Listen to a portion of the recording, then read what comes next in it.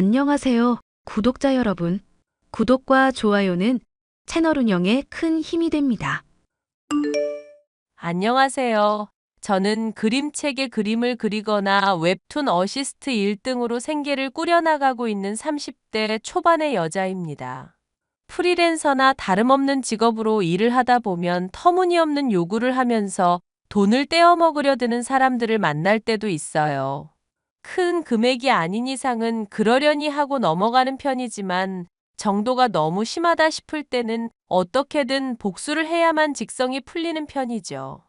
그런데 다른 사람도 아니고 저의 남편과 시어머니가 저를 등쳐먹고 있었다는 것을 얼마 전에야 알게 된 일이 있었습니다. 제 인생을 등쳐먹으려던 인간들을 버려주고 지긋지긋한 구속에서 벗어나게 된 사연에 대해 얘기를 해볼까 합니다. 자기야, 의사 말 들어보니까 엄마 지금 사경을 헤매신다고 하거든? 병원에 가보고 싶은데 나 혼자 엄마 보러 갈 엄두가 나지 않아서 그래. 그러니까 당신한테 부탁 좀 할게. 나 좀 데리러 빨리 와주라. 나 지금 친구들이랑 술 마시고 있다니까? 오랜만에 만난 친구들이랑 술자리 있다고 미리부터 말했잖아. 술은 아직 안 마셨잖아. 그리고 자기도 엄마랑 많이 친하잖아. 요양보호사 중에 자기가 제일 착하고 성실하다고 매일같이 칭찬해주던 사람이 우리 엄마야. 곧 돌아가실지도 모른다고 하는데 얼굴 한번 안 보려는 건 너무하지 않아? 일하다가 오랜만에 가지는 휴식이잖니. 이해 좀 해주라. 그리고 장모님 똥오 좀 치워드리면서 자주 봐와서 아는데 이렇게 쉽게 가실 분 아니셔. 의사가 곧 돌아가실지도 모른다고 말했다니까? 엄마까지 죽으면 이제 나 세상에 혼자인데 그런 상황을 나 혼자 맞이하라는 거야? 부탁이니까 친구들한테 얘기하고 제발 나랑 같이 병원 좀 가자. 요양병원 위치 자기랑 나 있는 곳에서 그렇게 멀지도 않잖아. 응? 아, 진짜 힘들게 하네. 장모님 요양병원에 가셨고 이제는 내 담당도 아니잖아. 그리고 사경 헤매시는 건 이제까지 자주 그랬었고 그 얘기만 이번까지 치면 5번인가 되지 않았나? 매번 같이 가줬으면 됐지. 좀 본격적으로 놀아볼라니까 이 야단이네? 나 정말 힘들어서 그래. 마음이 너무 힘들고 고단해서 제발 부탁 좀 하자. 응? 자기 차 몰고 가면서 술도 안 마신다고 분명 약속했잖아. 아님, 설마 술 마셔놓고 거짓말하는 거야? 에헤이, 아무리 음주운전 전력이 있어도 그렇지. 사람을 의심하면 쓰나? 알겠어. 알겠으니까 일단 좀 두고 봐. 친구들이랑 얘기 좀 해보고, 그러고 갈지 말지 좀 결정을 하든지 하게. 갈지 말지 결정을 하는 게 아니라 무조건 오라고. 나 자기랑 결혼한 거 엄마한테 잘해주는 모습에 반해서 그런 거였어. 그런데 자기가 이렇게 차갑고 이기적인 사람인 줄 알았으면 결혼 안 했다고. 솔직히 요양보호사로 일한답시고 일주일에 며칠 일하지도 않고 놀러만 다니는 사람이잖아. 엄마 문제로 20번은 넘게 불렀는데 막상 온 건 5번뿐인 거고. 아, 진짜 시끄럽네. 알겠어, 알겠다고. 이제는 하다 사람 노는 것까지도 잔소리야. 아휴, 세상에 남은 유일한 혈육인 엄마마저 폐암으로 인해 죽음을 맞이하게 되자 저는 정말이지 절망적인 마음에 남편에게 거의 생떼를 쓰다시피 했습니다. 하지만 아무리 기다려도 전화를 걸어도 남편은 오질 않았고 결국 저는 혼자 요양병원에 가서 임종을 맞이하는 엄마를 보게 되었는데요. 엄마의 죽음만으로도 가슴이 먹먹해지고 찢어지는 듯 마음이 괴로웠지만 절 기다리고 있는 절망적인 상황은 이것이 끝이 아니었습니다. 전화가 되지 않던 남편의 핸드폰으로 얼마 뒤에 연락이 오더니 병원 관계자라는 사람이 충격적인 소식을 들려준 것이었죠. 남편이 차를 몰고 가다가 트럭과 추돌하는 사고가 일어났다는 것이었습니다. 어머님, 지금 그이가 병원에 가 있다고 하네요. 저랑 같이 가보셔야 할 것 같아요. 아이고 세상에, 이게 무슨 일이다니. 우리 장남이 사고라니. 트럭이 웬 말이냔 말이다. 아이고. 진정하세요, 어머님. 그렇잖아도 내가 얘기했잖니. 법사님이 이 집안에 흉흉한 일이 일어난다고 예언하셨는데. 끽해야 돈 2천만 원을 아까워하다가 이런 야단이 났구나. 트럭이랑 추돌이 났는데 다리가 다 작살이 났다는 게 대체 무슨 얘기인지 모르겠구나. 자세한 건 병원에 가서 확인해 봐야 할 것 같아요, 어머님. 사돈 양반은 죽고 우리 집안 장손이 장애인이 되다니. 아이고 세상에. 하늘도 무심하시지. 아픈 사람 돌봐주는 걸 보람으로 느끼던 애한테 이게 무슨 일이란 말이냐. 대답 좀 해보거라. 세상이 대체 왜 이렇게 돌아가는 거냐, 응? 이게 대체 어떻게 된 거니? 어머님, 진정하세요. 응급실로 가는 중에 얘기 들어봤는데, 그래도 생명에는 지장이 없을 것 같더라고요. 세상 일 모르는 거다. 멀쩡하던 사람도 하루아침에 픽픽 쓰러지는 거 모르니? 사돈 양반이 죽고 우리 장손이 갑자기 장애인 될 줄 알았냔 말이다. 너야 그림 그리는 애니까 직장 생활 안 해도 상관없는데 우리 장남은 사회생활을 해야 하는 애가 아니냐. 일단 저랑 이동부터 하시죠. 서방님이랑 동서한테도 다 얘기는 해놨어요. 친구랑 놀면서 술 마신다던 애가 그 시간에 대체 왜 이동을 하고 있었던 건지도 모르겠다. 넌 뭐 아는 거 없니? 사실 엄마가 임종 앞두고 있다고 병원에서 연락을 받았거든요. 그래서 마음이 너무 힘들어서 남편한테 와달라고 부탁을 했거든요. 뭐, 그럼 이 야단이 난 게 다 너 때문이라는 거냐? 그이한테도 그렇고 어머님한테도 제가 정말 면목이 없어요. 아이고, 명 정해진 사람 때문에 우리 장남이 다리를 잃게 됐다는 거니? 네가 이 집안을 말아먹으려고 아주 작정을 했구나. 우리 애, 앞날 창창한 우리 장손. 내 아들 철수 어떻게 책임질 거니? 죄송해요, 어머님. 제가 이 일평생 동안 책임지고 꼭 갚을게요. 엄마가 돌아가신 마당에 남편까지 크게 다치고 다리가 하나 아예 날아가는 사고를 겪게 되자 충격은 정말이지 이루 말할 수 없을 정도였습니다. 그날로부터 저는 장애를 얻은 남편은 물론 시어머니에게까지 결코 지워지지 않을 양심의 가책을 품게 되었습니다. 만약 남편을 부르지 않았더라면, 빨리 와달라고 재촉하지 않았더라면 숱한 가정들로 스스로를 괴롭히는 나날이 계속되었죠. 어떤 때는 차라리 시어머니가 저를 막대해 주시는 게 마음이 편할 지경이었습니다. 너 지금 와서 당장 화장실 청소 좀 하거라. 김장도 100포기 정도 한 번에 해둘까 싶은데 그것도 거들고. 네, 어머님. 엄마, 집사람 그림 의뢰 쌓인 게 지금 3건 정도 돼서 바빠. 차라리 내가 가서 도울 테니까 집사람은 좀 쉬게 해줘. 철수 너 지금 무슨 소리를 하는 거냐. 장손이 어디 여자들 하는 부엌일에 나서니만이 하고 있어? 너 다리 잃고 변변한 요양보호사 일도 때려치우게 됐으니 이제 그것밖에 없다며? 이런 사소한 일에는 신경 쓰지 말고 공무원 공부나 열심히 해. 그래도 나 먹고 사는 건 집사람이 돈 벌어와서 그런 거잖아. 게다가 집사람은 그림 그리는 사람이라 손도 아껴 써야 하는 거 몰라? 내가 다리가 날아갔지.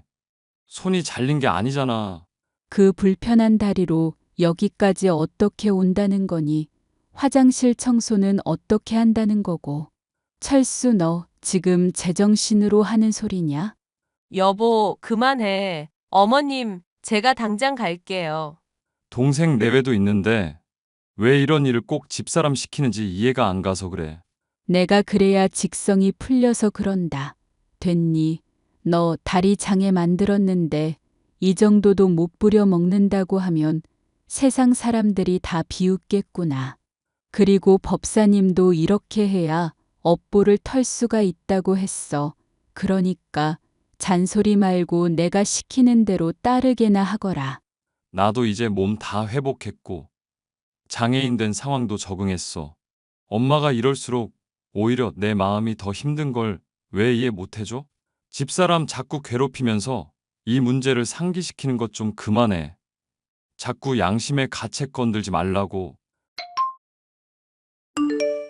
자기, 나 위해서 걱정해주는 건 고마운데 어머님이랑 너무 싸우지 않았으면 좋겠어. 그게 무슨 소리야? 엄마가 당신한테 괜히 심술 부리는 걸 참으라고? 김장이며 화장실 청소를 당신만 해야 한다는 법이 정해진 것도 아니잖아. 그리고 업보니 뭐니 하면서 대놓고 당신 괴롭히고 있는데 그걸 어떻게 참아? 이래야 내 마음이 편해서 그래. 차라리 어머님처럼 대놓고 말해주니까 오히려 좋다. 아버님도 그렇고 자기며 서방님까지. 사람들이 착해서 그런지 오히려 나 원망 안 하고 배려해주고 있잖아. 이런 상황에서 내가 조금이라도 죄책감 덜려면 차라리 일하는 게 좋아. 어머님 화장실 청소 도와드리고 김장까지 거 하면 되는 거지. 나 공무원 공부 시작하고부터 당신 여기저기서 일 계속 늘리고 있잖아. 웹툰 채색에 그림책 검수며 하는 일 한두 개가 아닌 것 같던데? 잠까지 쪼개가며 고생해놓고 엄마한테까지 휘둘릴 필요 없다니까? 그것도 내가 좋아해서 하는 거니까 너무 신경 쓰지 마. 자기도 필요한 일 있으면 나 편하게 부려먹고. 이미 충분히 고생하고 있는 사람인데 내가 어떻게 그래? 그래도 고마워. 덕분에 한편으로는 숨통이 트이는 것도 맞으니까. 내가 왜 고마운데? 고생하는 건 당신인데. 나 원망 안 하고. 그렇게 노는 거 좋아하던 사람이 친구들하고 만남도 죄다 끊었잖아. 사고 난 거 핑계로 놀러 다닐 수도 있었을 텐데. 그러지 않으니까 너무 고맙지. 사고가 난 이후에도 절 원망하지 않고 성숙한 모습을 보이며 미래까지 준비하는 남편. 장애를 갖게 되었지만 이로 인한 불편을 느끼지 못할 정도로 헌신해야겠다. 매일같이 다짐하는 저였습니다. 하지만 아무리 그러한 다짐을 하고 있다고 하더라도 시모의 무리한 요구는 나날이 수위를 높여가고 있어 점점 감당하기가 어려워지고 있었는데요. 나 내일 집 비울 테니까 와서 집이며 화장실이며 청소도 좀 해놓거라. 명절이라고 둘째도 올 텐데 집을 한번 대청소를 해야겠다 싶어서 그런다. 네, 어머님. 조만간 제가 방문을 한번 할게요. 제가 지금은 지방에 잠시 출장 온 상태라서요. 프리랜서라는 애가 출장은 무슨 출장이니? 계약건 때문에 담당자랑 얘기도 할 겸 취재도 할 겸 지방 내려온 상황이거든요. 그래서 여기서 이틀 정도 있다가 집에 가려고 마음 먹고 있었어요. 아니, 그럼 우리 철수 돌보는 건 누가 한단 말이니? 너 이러고 있는 동안 철수가 혼자서 낑낑거리면서 밥도 차려 먹어야 한다는 거냐? 그이 친구들도 집에 놀러 온다고 했고 음식이야 배달로 시켜 먹는다고 하더라고요. 별 문제 없지 않을까 싶은데요. 그러니까 네가 기본이 안 되어 있다는 거다. 법사님께서 액대마라고 할 때도 돈 아깝다고 안 보태더니 이 난리를 겪은 거 아니냐. 시모 말 좀 들으라고 사정사정을 해도 쳐듣지도 않고 또 누구 다리가 하나 절단 나야만 말을 들을 거니? 어머님, 무슨 말씀을 그렇게 하세요? 마리 씨가 된다잖아요. 네가 지금 시모한테 말 트집을 잡는 거냐. 마리 씨가 되고 자시고 간에 네 태도부터 바로잡으라는 얘기다. 태도부터. 너야 집 떠나서 혼자 여기저기 여행 온 기분 내면 좋겠지. 퍽이나 즐겁겠지. 그런데 우리 철수는 다리 하나 날아가서 제대로 걸어 다니지도 못하는데 여행을 즐길 마음이 생기디. 그이도 저 며칠 더 있는 거에 동의했어요, 어머님. 제가 오히려 일찍 가면 친구들이랑 오래간만에 만나는 것도 지장 생길 테고요. 집 어질러도 되니까 편하게 쉬라고 말해두고 와서 그이가 정말 좋아했는데요. 내가 너였으면 다리 다친 애가 걱정돼서라도 어떻게든 짬내서 들여다봤겠다. 아님 출장인지 뭔지 후딱 처리하고 일찍 돌아갔겠지. 하여튼 넌 왜 이렇게 애가 이기적인지 모르겠구나. 청소고 나발이고 다 때려치우거라. 됐으니까 나 혼자 하다가 앓고 죽고 말지. 죄송해요, 어머님. 뭐 너도 돈 벌려고 하는 거니까 내가 어느 정도는 이해한다. 하지만 돈이든 사람이든 다 때가 있는 법이야. 그리고 자리를 비우거나 못하게 되면 말로만 때우지 말고 성의를 보여야 하는 법이고. 내 마침 코트가 하나 필요한 것 같은데 선물해주고 싶은 마음이 있으면 용돈 좀 붙여보든지. 그렇잖아도 어머님 생일 곧 다가오고 있잖아요. 그럼 그것까지 묶어서 선물로 드리면 될까요? 무슨 헛소리를 하는 거니? 생일 선물은 생일 선물이고 성의를 보이는 건 성의를 보이는 거지.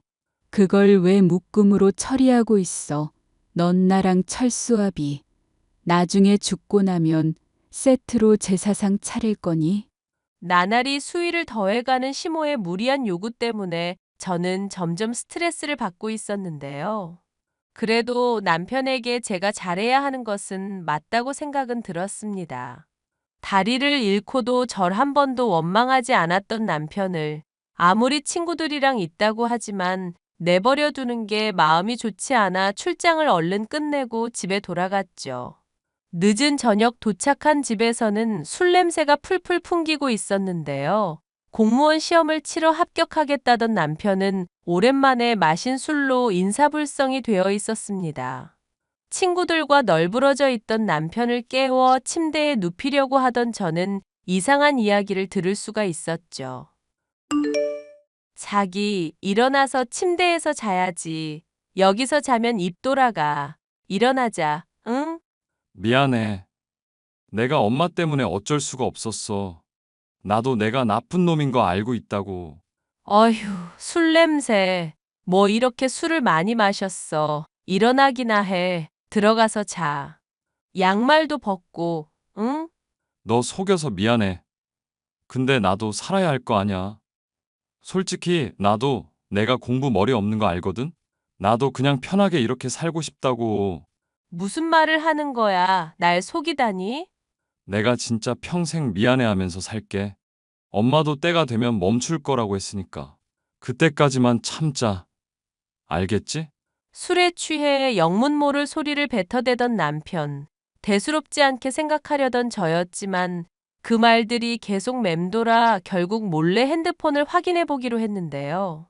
남편과 시모의 대화를 살펴보던 저는 충격적인 진실을 알 수 있었습니다. 저로서는 상상도 할 수 없을 추악한 진실이 담겨 있는 대화였습니다. 너 앞으로는 어떻게 할 거니? 내가 여기서 더 나쁜 시모 노릇 했다가는 애가 아예 엇나갈까봐 걱정이구나. 덕분에 나는 착한 남편 노릇하고 있잖아. 솔직히 나는 엄마가 그냥 이대로 평생 악역해주면 좋겠는데? 엄마가 천년만년 살 것도 아닌데 네 앞가림은 네가 알아서 해야지. 너 공무원 시험 공부는 어떻게 할 거냐? 어차피 그것도 뭐 명분이 그렇다는 거고 진지하게 하는 건 아닌 거 알잖아. 나는 그냥 이대로 평생 부양받으면서 마누라한테 얻어먹고 살고 싶네. 이거사 네 뒷날 생각해서라도 지원받을 수 있을 때 살 기반을 장만해 둬야지. 지금 가뜩이나 대출까지 내서 법사님한테 굿한 마당인데 너라도 돈을 벌어야 할 거 아니냐. 엄마도 그렇고 네 아빠도 그렇고 이제 늙어 일도 못하는 처지 아니냐. 그리고 빨리 애도 낳고 그래야 나중에 네 마누라가 눈치채더라도 그냥 넘어갈 건덕지가 생길 거 아냐. 에이, 엄마랑 나랑만 입 다물고 있으면 누가 알겠어? 하여튼 너 앞으로 술은 절대로 마시지 마라. 알겠니? 음주운전 한 번도 이 엄마 속이 터질 판이었는데 두 번째에 기어코 다리가 날아갔잖니. 앞으로 또 술로 인해서 큰 사고 날까봐 이 엄마가 걱정이 돼서 그래. 아니, 그러니까 술 마신다고 별일 있거나 할 게 뭐 있겠냐고. 집사람이 뭐 내가 술집년 만나러 가다가 사고 났다는 거 알 일이 있겠어? 엄마만 입 다물고 있으면 아무도 몰라. 심지어 아빠랑 친구들이며 동생까지도 내가 마누라 보러 가다가 사고 난 줄 알고 있는데? 하여튼 너 앞으로 착한 남편으로도 유통기한 정해져 있다는 거 염두에 둬라. 얼른 애를 낳든지 하고 공무원 시험도 열심히 해서 합격 꼭 하고. 엄마, 나 머리 안 좋은 거 알잖아. 공부 싫어하는 것도 알고 있고, 요양보호사 시험만 해도 머리 터질 것 같았는데, 내 주제에 뭔 공무원 시험이야. 그러지 말고 집사람한테 돈 뜯어서 내 명의로 된 카페나 하나 차리는 게 맞지 않을까? 카페는 걔가 차려주기라도 한다든 그럴 돈이라도 있고. 집사람 엄마 죽고 나서 사망보험금이며 뭐 이래저래 들어온 돈 있는 걸로 아는데? 그림 그리면서 돈도 나름대로 잘 벌고 있고. 걔가 돈 제 법 버는 줄은 몰랐구나. 그러니까 앞으로도 엄마가 힘을 좀 써달라고. 집사람 적당히 구박하면서 양심 긁으면서 카페 좀 차려주게 해보란 말이야. 난 그냥 편하게 앉아서 돈 벌고 싶은 사람이니까. 남편과 시모가 나누는 대화를 보니 아주 기가 막혔죠. 남편을 재촉한 바람에 사고가 나고 장애를 얻었다고 생각했었고, 그것 때문에 양심의 가책을 느껴왔었던 저였거든요. 하지만 실상은 남편이 술집 여자를 만나러 술에 취한 채 차를 몰다가 트럭과 추돌 사고가 나서 다리가 작살났었던 것이었죠. 이 사실을 제게 알리기는커녕 오히려 숨기고 사람을 이용해 먹으려던 시모와 남편. 저는 둘이 나눈 대화를 캡처하는 한편 더 확실한 증거들을 갖추어 깔끔하게 갈라서는 것이 답이라고 생각하게 되었습니다. 저에게 더는 그들을 부양할 이유가 없어졌죠. 저는 적절한 폭로의 순간이 찾아오길 기다렸습니다. 곧 다가올 명절이 좋은 시기라고 생각했고, 그동안 저는 제게 조금이라도 이득이 될 수 있을 방향으로 이혼하기 위해 변호사도 알아보는 등 분주하게 움직였습니다. 명절이라고 모이니 좋구나. 그래, 이게 세상 살아가는 낙이지. 하지만 딱 하나가 더 있으면 좋을 텐데. 에이 엄마, 내 다리 얘기는 언제까지 할 거야? 명절에 가족들 다 모인 날까지 그런 얘기를 해야 해? 그게 아니다. 네 다리 하나 날아간 거 얘기하려는 게 아니라 아이가 있으면 좋겠다는 거다. 아이요? 너랑 우리 철수 결혼한 지도 벌써 3년은 넘었다. 남들 손주 손녀를 몇이나 낳았을 시간에 아직 애 하나 없는 게 말이나 되는 얘기냐? 저는 아직 애를 가질 마음이 없네요. 뭐? 일하느라 제가 많이 바쁘잖아요. 그리고 그이도 아직 공무원 시험 합격한 것도 아니고, 백수나 다름없는 상황이고. 너 뭐라고 했니, 백수? 집사람이 먼 길 오느라 좀 피곤해서 그런가 봐. 신경 쓰지 마 엄마. 그래. 내가 그렇잖아도 부를 때마다 별의별 핑계를 다 대서 얼굴 보기가 힘들었었지. 너 잘 왔다. 아가온 김에 화장실 청소 좀 하거라. 하수구에 있는 머리카락도 다 제거하고 락스 뿌려서 빡빡 살균 청소해. 알겠니? 네, 어머님. 자기야. 어머님이 화장실 청소하래. 얼른 가서 머리칼 제거하고 락스 뿌리고. 다리 하나 없어도 잘할 수 있지? 인연이 진짜 미쳤나. 감히 귀한 장손한테. 그것도 시험이 보는 앞에서 청소를 시켜? 다리 불편한 애 시키지 말고 네가 직접 해. 이 미친년아. 왜 그래 엄마? 언성 높이지 마. 지금 집사람이 많이 예민한 상황이라 그래. 예민하긴 뭐가 예민하다는 거냐. 다리 잃은 너나 귀한 장손 다쳐서 맘고생 중인 내 마음을 알면 감히 지가 예민할 수가 있니? 너 당장 화장실 가서 다 치워놓거라. 당장 청소해. 혀로 핥아도 될 정도로 변기 깔끔하게 해라. 청소 다 끝나면 니년 할게 할 거니까 빨리. 아들 시키지 말고 네가 직접. 니나 직접 하세요. 미친년아. 뭐 미친년.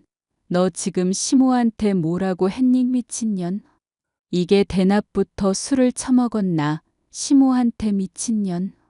왜 더 욕해줄까? 미친년아. 이 사람 같지도 않은 년아. 저는 소리를 질렀고 명절이라 모인 사람들의 시선이 죄다 쏠렸습니다.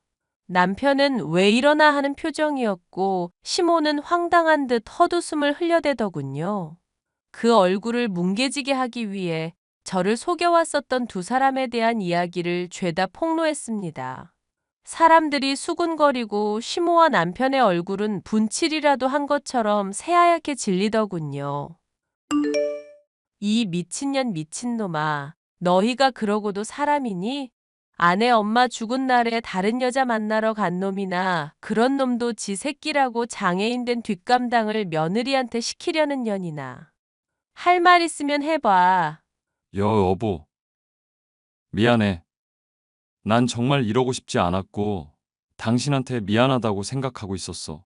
당신이 알면 이혼할 것 같다고 해서 나도 어쩔 수 없었다고. 그걸 말이라고 해? 차라리 잘 됐다. 쓰레기 같은 인간. 이제 양심의 가책 없이 버려줄 수 있을 것 같아서. 공무원 시험 칠 마음도 없고 나한테 빌붙을 생각만 하는 너라는 놈팡이. 나도 이제 필요 없어. 예, 아가, 제발 다시 생각해 보렴. 철수는 정말 속이고 싶지 않아 했고, 너한테 미안하다고 그랬었던 애다. 그런 애를 꼬드긴 날 탓하렴. 응? 내가 왜 대기하라는 대로 해야 하는데? 음주 운전하다가 장애 얻은 아들이라도 아주 이뻐 죽겠지? 그럼 대기 평생 키워. 여보, 정말 내가 이렇게 무릎 꿇고 빌게. 사람들 앞에서 장씨 집안 장손이 이렇게 빈다. 응? 한 번만 용서해주라. 내가 정말 앞으로는 이런 일 절대로 없게 할게. 술도 안 마실 거고. 당신이 하라는 대로 정말 다 할게. 세상에 이게 무슨 일이니? 아이고, 법사인가 그 인간이 액땜 굿을 하면 다 잘 풀린다고 해서 3천만 원이나 대출로 갖다 바친 마당이다. 그런데 대체 무슨 난리냔 말이다. 아이고, 내 팔자야. 점쟁이가 이런 일까지는 예측을 못했나 봐. 하여튼 기생충이나 다름없는 당신들 더는 부양하고 싶은 마음도 없고 그동안 줬었던 것들 다 토해내게 할 테니까 그런 줄이나 아셔. 여보, 내가 정말 미안하다고 하잖아. 이거 다 엄마가 시킨 거라고. 며느라가 네가 이러면 안 된다. 우리 아들 딸이가 어쩌다 이렇게 됐는데. 네가 정말로 철수한테 잘했거나 진즉에 애를 가졌으면 애가 술을 마시러 가지도 않았잖니. 내가 법사님한테 그간 갖다 바친 돈만 1억이 넘는다. 그거 절반이라도 메꾸고 가거라. 응? 말하는 꼬락서니 보니까 정신 차리는 건 이번 생엔 불가능한 모양이네. 계속 그렇게 본인들 잘못 곱씹으면서 평생 후회하면서 살아. 수고. 여보, 며느라가 명절에 숱한 사람들이 모인 자리에서 두 모자의 추악한 진실을 폭로한 저는 미련 없이 자리를 떴고 일사천리로 이혼까지 진행하게 되었습니다. 제 덕에 편하게 호의호식하던 남편은 졸지에 가진 것도 의지할 구석도 하나 없는 백수신세가 되었고 대출까지 내며 미신을 추종하던 시모는 그런 남편을 부양할 수조차도 없게 됐습니다. 이 일련의 사건을 알게 된 시아버지는 큰 충격을 받아 알아눕게 되었고 서방님은 괜히 돈으로 얽히기 싫어 아예 연을 끊었다는 것까지가 제가 듣게 된 마지막 소식이었는데요.